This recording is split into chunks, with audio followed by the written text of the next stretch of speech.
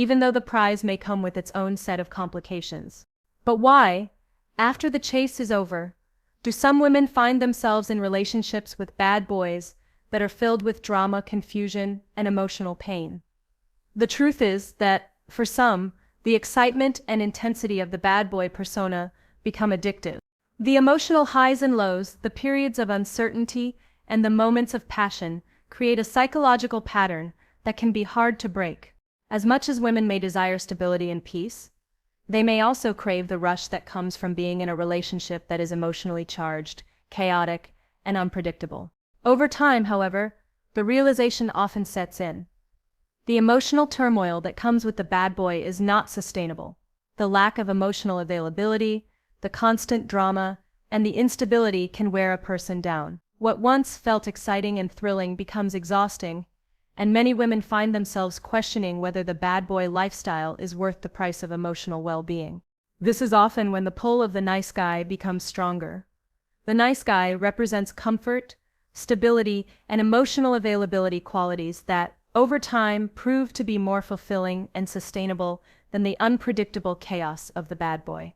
Yet, despite this, many women find themselves returning to bad boys over and over again.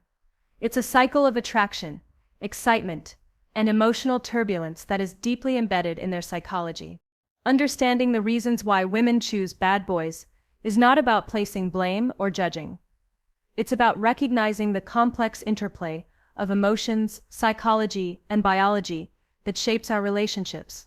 It's about acknowledging that human attraction is not always logical, and that sometimes it's driven by forces beyond our control.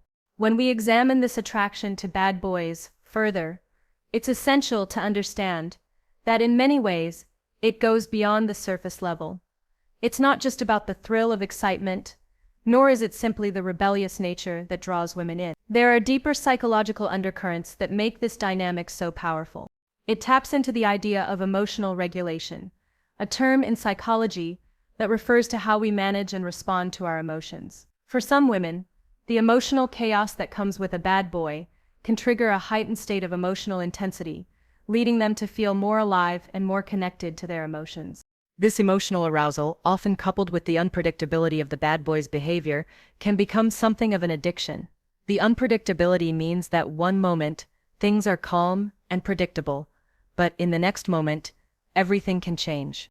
For someone who is seeking more emotional intensity, this constant emotional up and down creates a rush of chemicals in the brain, including dopamine and adrenaline. The unpredictability stimulates the brain's reward system, making it feel as though being with a bad boy is rewarding, even though it may come at the cost of emotional stability. It's this very chemical rush that makes bad boys so addictive. The emotional chaos they bring into a relationship doesn't always feel destructive at first. In fact, it feels exciting. It's a surge of adrenaline, a rush of feeling, and it creates an emotional high that can be intoxicating. The problem arises when that rush becomes the norm, and when a woman starts to crave that emotional intensity over time, even if it means tolerating the inconsistency and emotional pain that comes with it. What makes this even more complicated is that it can be difficult to recognize this pattern while it's happening. Often, the bad boy provides such an intense emotional experience that it clouds judgment. For women who are caught in this cycle, it becomes difficult to see the relationship for what it is, a source of emotional turmoil and instability. Instead, the emotional highs of the relationship are so compelling that they mask the deeper issues. It's as if the brain becomes conditioned to seek out the chaos, because it has been wired to associate it with pleasure. The highs outweigh the lows, and the addictive nature of these emotional swings keeps the cycle going. However, once the initial excitement starts to fade, the cracks in the relationship begin to show. This is when the realization sets in. The bad boy might not be able to provide the stability or security that many women ultimately desire. The highs aren't sustainable forever, and the relationship often begins to feel like a roller coaster, one that, while thrilling in moments, is also exhausting and emotionally draining. Women who find themselves in this situation may begin to feel emotionally worn out. They might start to long for peace, calm, and consistency, something that the bad boy simply cannot provide. But this is where it gets interesting. Even as women may desire stability, they often continue to feel drawn to the bad boy. This is where the concept of attachment style comes into play. In psychological terms, attachment style refers to the way we form relationships with others, based on our early experiences with caregivers. There are secure attachment styles, anxious attachment styles, and avoidant attachment styles, and each of these can influence how we choose partners in adulthood. For women who have had inconsistent or emotionally unavailable caregivers in childhood, they may find themselves attracted to partners who mirror this emotional instability. This emotional volatility may feel familiar, even comforting in a twisted way. It's the emotional roller coaster that becomes normalized because it mirrors the unpredictable, emotional environment they may have grown up in. In this sense, the bad boy represents something familiar to them, something they've internalized as being a part of romantic relationships.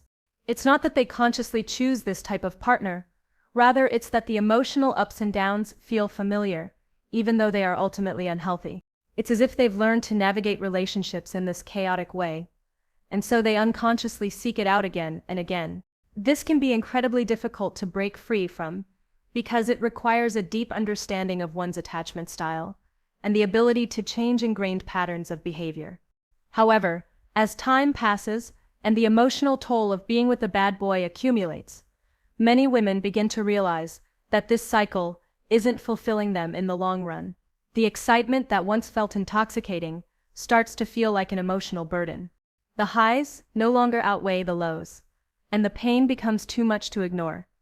This is when the shift occurs, the realization that they deserve more than chaos, more than emotional instability.